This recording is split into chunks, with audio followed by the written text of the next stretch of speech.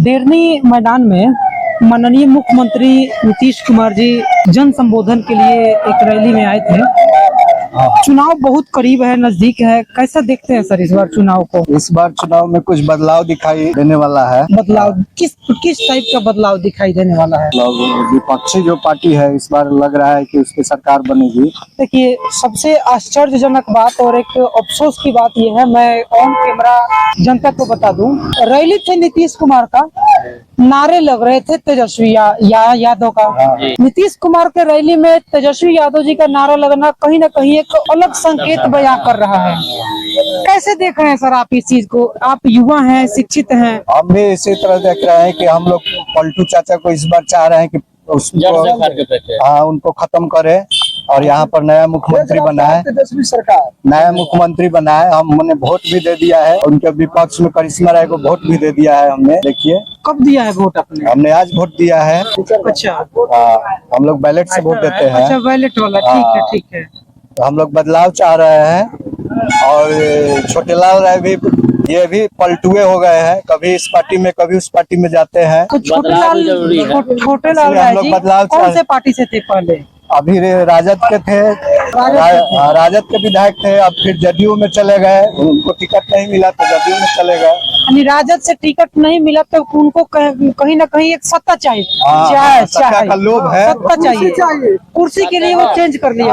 सत्ता का लोभ उन्हें नहीं छोड़ रहा है। जैसे नीतीश कुमार को सत्ता का लोभ नहीं छोड़ रहा है, उसी तरह हम लोग के विधायक जो है छोटेलाल है, उनको भी लोभ नहीं छोड़ रहा है। टिकट नहीं मिला तो बयानबाजी।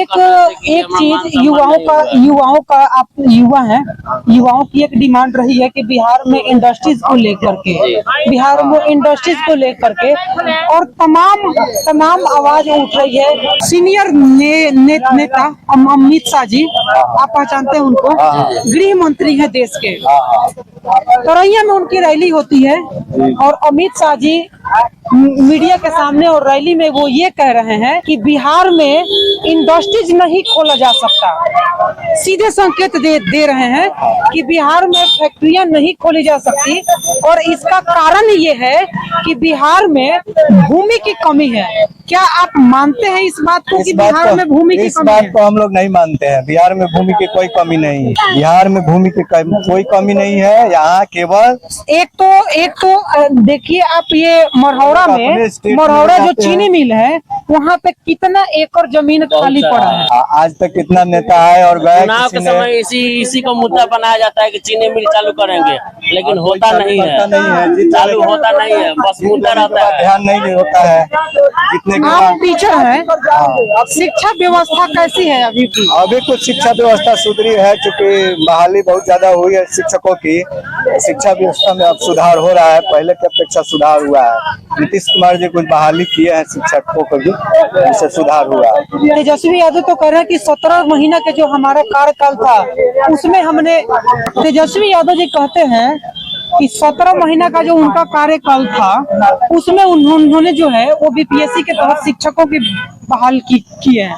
आप कह रहे हैं कि नीतीश कुमार जी किए हैं, क्या सच्चाई है इसमें? देखिए, वो भी साथ थे, लेकिन मुख्यमंत्री तो नीतीश कुमार थे।